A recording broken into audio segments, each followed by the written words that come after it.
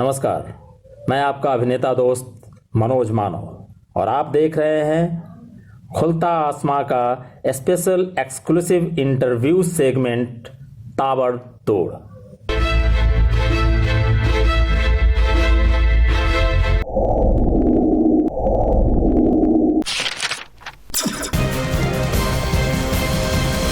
आज के इस स्पेशल सेगमेंट जिसका नाम है ताबड़तोड़, इसमें आज आपके साथ 2005-2008 सत्र के नेशनल स्कूल ऑफ ड्रामा राष्ट्रीय नाट्य विद्यालय दिल्ली से पास आउट हुए प्रशिक्षणार्थी रणधीर कुमार हैं। मैं गंगा कीचड़ में ही कमल खिलता और दीजिए ना मालिक, मेरा बच्चा है, चाहे मारे चाहे पीटे। की कोनो बात है?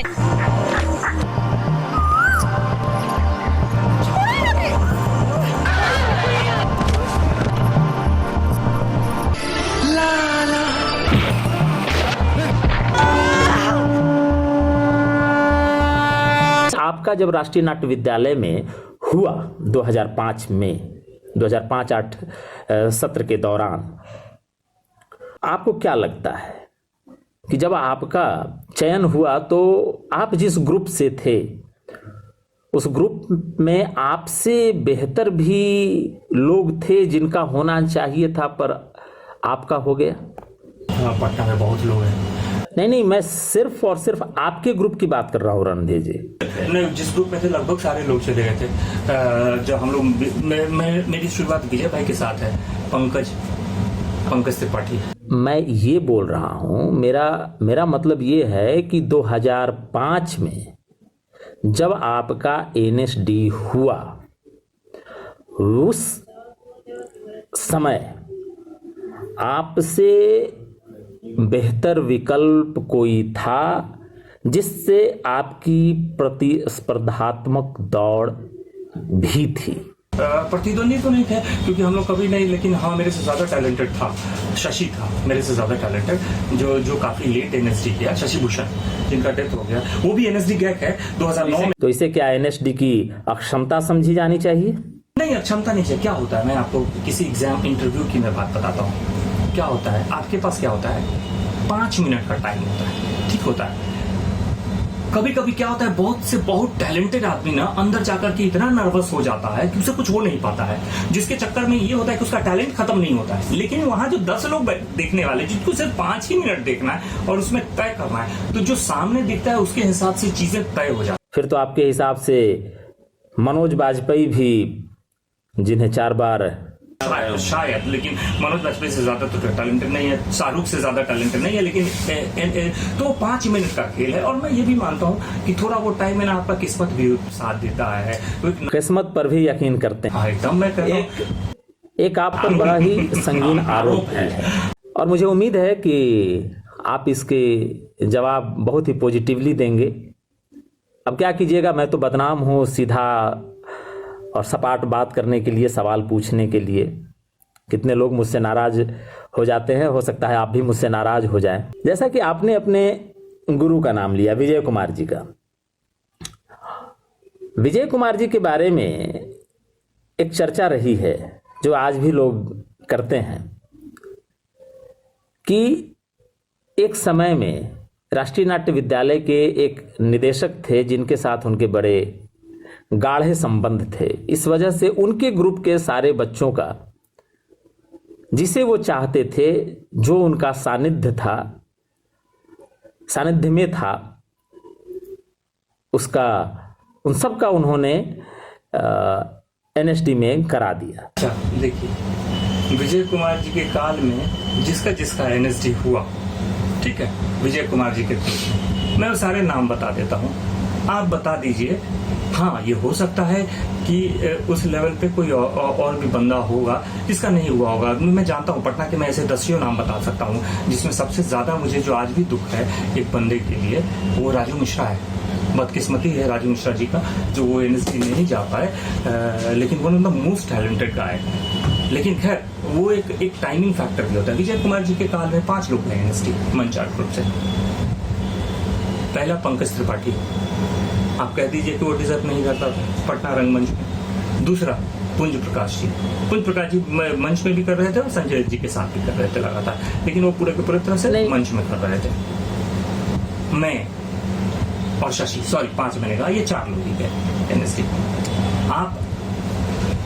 आप देखिए, शशि तो खैर नहीं रहा, लेकिन शशि जब पटना में था वो वन ऑफ द मास्टर, वो नाच सकता था। ऐसा ही आरोप नहीं, ऐसा ही आरोप आप पर भी लगता है, आप इसे कैसे खारिज करेंगे? मेरे को बताओ, अब मेरे ग्रुप से जो लोग गए, भाई मैं ये कहता हूँ हर आदमी अपनी तरफ से प्रयास करता है, जो स्टूडेंट्स है वो अपने लिए प्रयास करता है। मेरा जो पूरा, चूंकि मैं एनएसडी से हूँ तो मुझे ऐसा लगता है कि मेरा जो वर्किंग प्रोसेस है कहीं ना कहीं एक इंस्टीट्यूशन का वर्किंग प्रोसेस रहा है। जिस इंस्टीट्यूशन एनएसडी से मैं पढ़ के आया हूँ तो उनका प्रोसेस क्या है, मेरा भी जो काम करने का प्रोसेस है, मेरा उस पर मेरी अपनी जो शिक्षा है वो जरूर मुझे लीड करती होती है। तो मैं जो नाटक तैयार करता हूँ, जो कमोवेश वही प्रक्रिया होती है जो कहीं ना कहीं एनएसडी के वर्कशॉप्स में जो फाइनल एग्जाम्स में लोग करते हैं। मैं भी फाइनल एग्जाम से ही गया हूँ कि इम्प्रोवाइजेशंस करना, स्पॉन्टेनियस जवाब देना, रिसर्च करना, पठन पाठन, तो मेरे नाटकों में भी होता है। तो शायद मुझे लगता है कि ये जो पूरी प्रक्रिया, और एक नाटक तैयार करने में मुझे 4 से 6 महीने लगते हैं, तो उसमें बहुत सारे मशक्कत होते हैं। एक सीन्स के लिए हम मतलब कम से कम 50 इम्प्रोवाइजेशन सारे बच्चे करते हैं, जिसमें मैं कुछ नहीं करता हूँ। तो कहीं ना कहीं ये जो मेरे यहाँ जो काम करने की एक पद्धति है, शायद जरूर उनको जब वो आगे जाते हैं तो ये इसी पद्धति पे काम होता है, तो उनको जरूर सहायता मिलती होगी, जिसकी वजह से लोग, लेकिन मेहनत उनका अपना होता है, मेरा उसमें कोई कंट्रीब्यूशन नहीं है। अब हो रहा है तो बड़ी अच्छी बात है, मुझे बड़ी खुशी होती है कि बड़ी और मैं तो चाहता हूँ, अगर मैं सच कहूँ तो मैं तो चाहता हूँ कि हर साल मेरे यहाँ से 5 बच्चे जाए।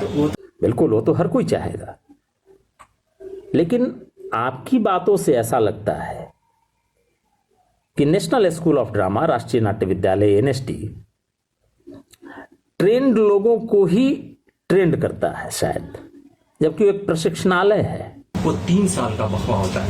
हम एक नाटक को लेकर के जो एग्जाम्स में जिस तरह से तैयारी होती है उस प्रोसेस में काम करते हैं, लेकिन जब एनएसडी में पूरा का पूरा, उसमें आपको पता होना चाहिए 50% थ्योरीज पढ़ाई जाती है। हम लोग सिर्फ रिसर्च एक नाटक को लेकर के करते हैं, लेकिन वो पूरा का पूरा जो रिसर्च पढ़ाया जाता है, वर्ल्ड थिएटर पढ़ाया जाता है, क्लासिक थिएटर पढ़ाया जाता है, फोक थिएटर पढ़ाया जाता है, डिफरेंट एस्पेक्ट्स के डिटेल्स एजुकेशन दिए जाते हैं। अगर आपके पास सोचने समझने की शक्ति नहीं होगी, सडनली अगर आप साइंस के स्टूडेंट नहीं होगे तो आपको किसी मेडिकल क्लास में बिठा दिया जाएगा, तो आपको कैसे आप उसको रिसीव करेंगे? रिसीव करने के लिए भी आपको तैयारी चाहिए। आपकी बातों से ऐसा लगता है कि राष्ट्रीय नाट्य विद्यालय, national school of drama NSD, trend लोगों को ही ट्रेंड करता है, जबकि वो एक प्रशिक्षणालय है। जब आप एनएसडी के कोई भी क्रियाकलाप देखेंगे तो उसमें अगर 100 लोग काम कर रहे होते हैं किसी भी चाहे सेक्टर्स में, इवन एनएसडी में जो पढ़ाने जाते हैं उसमें से ज्यादातर लोग जो हैं, जो एक्सपर्ट्स आते हैं, वो नॉन एनएसडियंस होते हैं। मंगई जी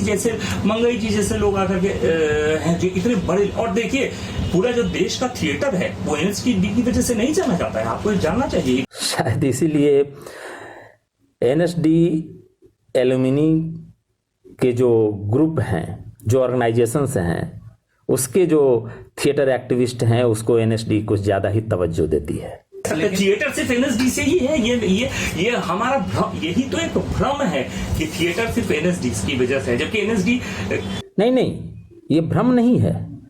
ये भ्रम नहीं है कि थिएटर एनएसडी की वजह से चलता है, बल्कि एनएसडी को ये भ्रम जरूर है कि थिएटर एनएसडी की वजह से ही चलता है। हाँ, वो शायद हो सकता है। एनएसडी को नहीं होता है। एनएसडी एक निर्जीव संस्थान है, आपको ये समझना पड़ेगा।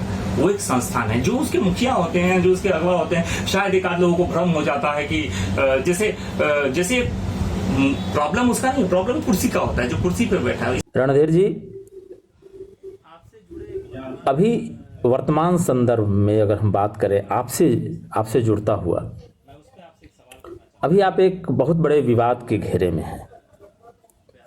आपके ऊपर फेसबुक पर एक अनुज रंगकर्मी ने बहुत उल्टी सीधी बातें लिखी है और आपने उसे एफआईआर उस पर किया है।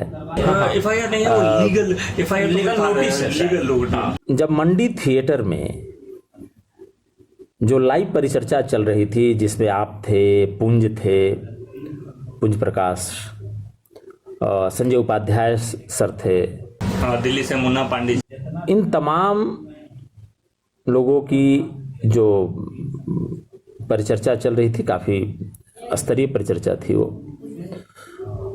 उसमें वही व्यक्ति जिसके ऊपर आपने लीगल नोटिस भेजा है वो बिहार में महिला रंगकर्मियों की सुरक्षा को लेकर के सवाल करता है। और पुनः वो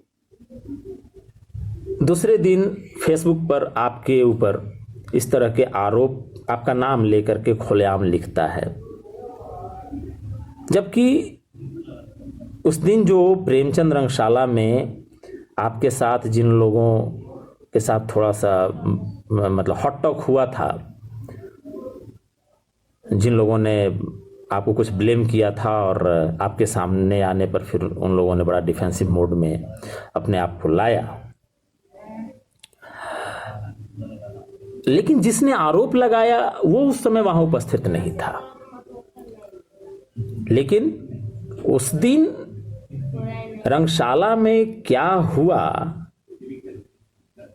ये रेफरेंस देते हुए उसने फेसबुक पर लिखा। क्या आपको ऐसा नहीं लगता है कि उस व्यक्ति को मोहरा बना करके और आप पर परोक्ष रूप से कबीलाई हमला किया जा रहा है? पहले मंडी थिएटर की बात और सवाल की बात है। पहले तो मैं आपको बता दूं कि मंडी थिएटर के ऊपर जब एक लाइव चल रहा था तो सिर्फ जो मॉडरेटर थे सवाल उनके पास जा रहे थे, ठीक। किसी भी डायरेक्ट जो एक्सपर्ट थे उनके पास कोई भी सवाल नहीं आ रहा था। तो ये तो पता ही नहीं था कि कौन सवाल आ रहा है, क्या सवाल आ रहा है, किसके लिए कौन सा सवाल आ रहा है। जो मॉडरेटर आपको पूछते तो मैं बिल्कुल इससे अनभिज्ञ था कि मेरे लिए क्या सवाल आ रहा है, या संजय जी के लिए क्या सवाल आ रहा है, या पुंज के लिए क्या सवाल आ रहा है, या मुन्ना जी के लिए क्या सवाल आ रहा है, मुझे नहीं पता, क्योंकि मॉडरेटर थे। और आप चूंकि हम जूम के थ्रू कनेक्टेड थे तो मॉडरेटर पूछा जाता है कि रणधीर जी आपके लिए ये सवाल है तो आपका क्या उत्तर देगा। रह गई किसी ने मेरे से महिला सुरक्षा को लेकर के अगर सवाल कर रहे हो, कोई किसी व्यक्ति ने किया होता, अगर मेरे पास वो उस वक्त आता तो मैं डेफिनेटली बताता कि जबकि महिला की जब सुरक्षा की बात करें तो सुरक्षा की अलग अलग कैटेगरीज हैं। आप किस तरह की सुरक्षा की बात कर रहे हैं। तो अगर आप स्पेसिफिक नहीं करिएगा तो ये बहुत वेग सवाल ही बहुत वेग है कि जी सुरक्षा पे बात करें तो सुरक्षा मतलब कैसा सुरक्षा, महिला का तो सुरक्षा घर में भी नहीं होता है, तो घरेलू हिंसा की भी शिकार होती है। तो आप किस तरह की सुरक्षा की बात कर रहे हैं, ठीक है। तो एक तो सुरक्षा की बात ये हो जाती है। दूसरी बात, अगर आप रंगकर्म में सुरक्षा की बात कर रहे हैं तो रंगकर्म में भी कैसा सुरक्षा आप चाह रहे हैं, इसको आपको बहुत प्रिसाइज और स्पेसिफिक करना होगा सवाल को भी, तभी किसी सवाल को, नहीं तो आप बहुत वेग और रैंडम सवाल कर सकते हैं और जो भी मन आता है वो आप कर सकते हैं, ये तो कुछ भी है। दूसरा, आपको ना जो आपने बात कहा कि वो सवाल फिर उसी तरह, नहीं, प्रॉब्लम वो सवाल को लेकर के नहीं है, ठीक है। सवाल तो ठीक ही है। किसी ने अगर पूछा है, मैं चूंकि बिहार में काम कर रहा हूँ, अगर सच में मुझ तक आता तो मुझे खुशी होती सवाल से कि मेरा क्योंकि बिहार में मैं काम कर रहा हूँ तो एनएसडी के बाद यही कर रहा हूँ। बाकी लोग, संजय जी काम कर रहे हैं, प्रवीण काम कर रहे हैं, और पटना में से अभी काम कर रहे हैं, राजेश, मतलब बहुत सारे लोग हैं जो काम कर रहे हैं। तो आप कैसे कह सकते हैं कि इन्हीं से पूछा जाएगा ना, जो निर्देशक है या जो प्रोड्यूसर डायरेक्टर होता है उन्हीं से पूछा जाएगा ना, तो ठीक है। लेकिन मैं कह रहा हूँ कि जो फेसबुक वॉल पे जो जिस तरह की बातें लिखी गई है वो किसी भी तरह से एक्सेप्टेबल नहीं हो सकता है एक आदमी के लिए। नहीं, सवाल यही है, सवाल यही है कि आप पर ही हमलावर हुआ वो दोबारा, यानी दो बार।